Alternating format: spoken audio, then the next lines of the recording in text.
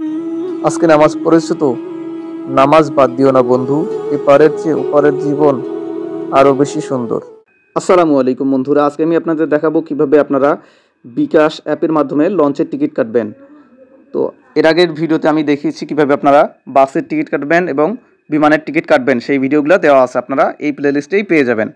আপনি যদি আমাদের চ্যানেলে নতুন হয়ে থাকেন, অনুরোধ করবো নিচে সাবস্ক্রাইব করে পাশে বেল আইকনটি অন করুন পরবর্তী ভিডিও নোটিফিকেশন সবার আগে পাওয়ার জন্য।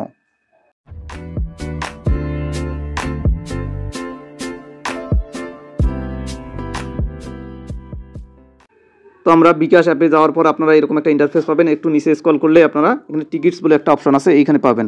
টিকিটসে যাওয়ার পর এখানে নিচে লঞ্চ আছে, তো আমরা লঞ্চে দেবো। দেওয়ার পর এখানে যাত্রী টিকিট এবং বিডি টিকিট আছে, তো আমরা বিডি টিকিটস যাবো। এখানে ঠিক আছে অপশনে যাব।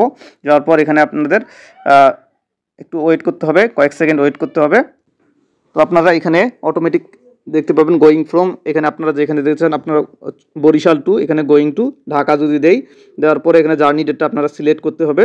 জার্নি ডেট যদি আমরা 31 বা 30 জুলাই দেই, যাওয়ার পরে এখানে সার্চ শিপ। আপনারা জানেন যে বর্তমানে ওই রুটে ঢাকা টু বরিশাল এই রুটে বেশিরভাগটা আসলে মানুষ বাসে চলাচল করতেছে পদ্মা সেতু হওয়ার কারণে।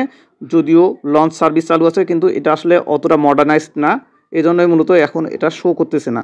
ঠিক আছে, sorry, we don't find any roots for your search. অর্থাৎ এখানে আমাদের দেখাচ্ছে যে এই রুটে আমাদের আপাতত এই যে লঞ্চটা নাই। অর্থাৎ এই যে আমাদের এখানে দুইটা সার্ভিস দেওয়া আছে, বিডি টিকিটস এবং যাত্রী টিকিটস, দুইটাতেই সেম কাহিনি আছে। আমরা যদি যাত্রী টিকিটেও দেখি, এখানেও কিন্তু এটা শো করতেছে না। অর্থাৎ আমাদের আপাতত এই রুটগুলোতে অনলাইনের আসলে তেমন একটা কার্যক্রম নাই।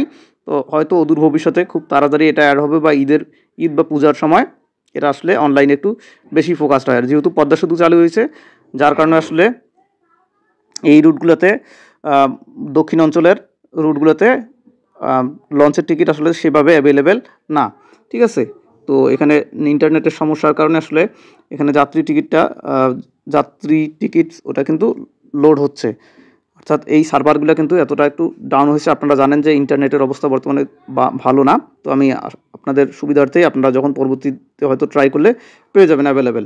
ঠিক আছে, তো আপনারা যদি এখন আমাদের চ্যানেলটা সাবস্ক্রাইব করে না থাকেন, এখন সাবস্ক্রাইব করে পাশে বেল আইকনটি অন করুন পরবর্তী ভিডিও নোটিফিকেশন সবার আগে পাওয়ার জন্য। আজকের ভিডিওটি শেয়ার করতে ভুলবেন না। ধন্যবাদ সবাইকে, আসসালামু আলাইকুম।